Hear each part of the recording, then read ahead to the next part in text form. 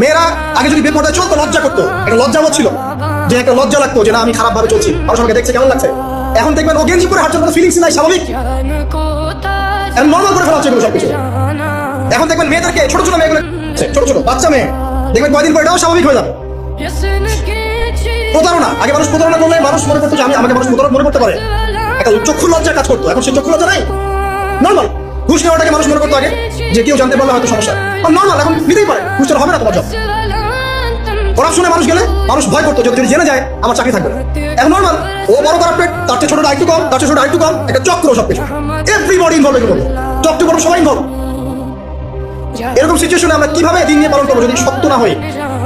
সব চলে যাচ্ছে আজ থেকে, সব চলে যাচ্ছে। একটা সময় ছিল মুসলিম, একজন মুসলিম ব্যক্তিকে অন্যায়ভাবে মেরে ফেলবে, একজন মুসলিম নারীকে অন্যায়ভাবে মানুষ চিন্তা করতে পারবে।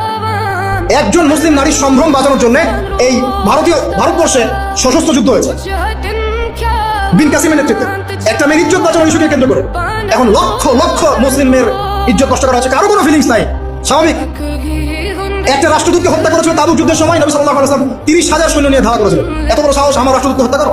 এখন সারা বিশ্বে লক্ষ লক্ষ মুসলিম হত্যা করা হচ্ছে, কারো কোনো ফিলিংস নেই, সবকিছুকে নর্মাল করে ফেলা হয়েছে। আল্লাহ পাক আমাদেরকে হেফাজত করুন। আমি আসুন ফজরের সালাতের কথা বলছিলাম, আমি অনেক দূরে চলে গেছি।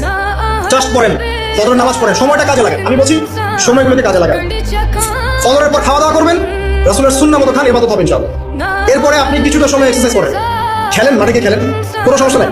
ওই টিকটক চালানোর চাইতে মাঠে গিয়ে খেলেন, মাঠে ফুটবল খেলেন আধা ঘন্টা, বা ক্রিকেট খেলেন, বা এমন কোনো খেলা খেলেন যে খেলাটাতে আপনার শারীরিক কসরত হচ্ছে, তাও খেলেন।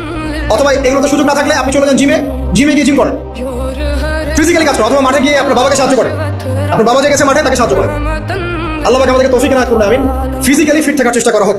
এরপরে আসেন সকাল 10টার দিকে যখন চলে আসবো আমরা, তখন আমরা চেষ্টা করবো 2 রাকাত চাশতের নামাজ পড়ার জন্য।